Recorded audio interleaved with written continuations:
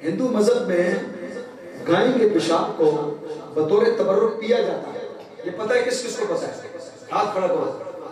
नहीं पता तो मैं बताता हूं ना किस किस को पता है। हिंदू मजहब में गाय के पेशाब को बतौर तबर्रुक पिया जाता है, क्योंकि उनके मजहब में गाय का पेशाब पीना उनके मजहब के मुताबिक बरकत है। उनके मजहब के मुताबिक वो तबर्रुकन गाय का पेशाब पीते हैं।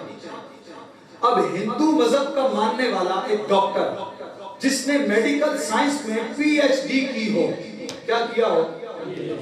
क्या किया हो? किसमें? Subject medical science. क्या जी? मेडिकल साइंस में पीएचडी की, प्रोफेसर बन गया, लेकिन गाय के पेशाब को तबर्रुक समझ के पी रहा है। उसे उसका इल्म, उसकी पीएचडी ये नहीं बता रही कि गाय का पेशाब नापाक है, नजिस है, खलीज है, गंदा है, जरासीम वाला है। आईने का एक रुख ये है, आईने का दूसरा रुख क्या? मुगल कॉलोनी के अंदर एक बच्चा है जिसकी उम्र 7-8 साल है।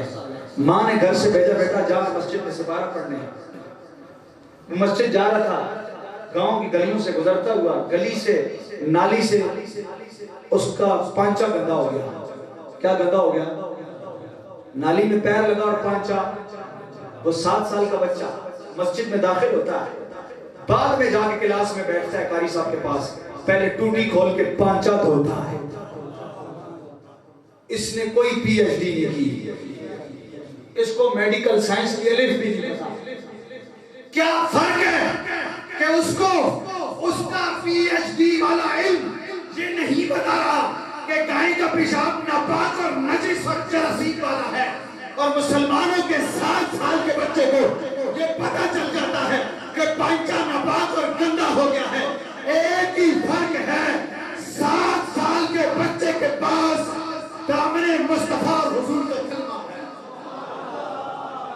गुलामी मुस्तफा है, और पीएचडी वाले के पास वो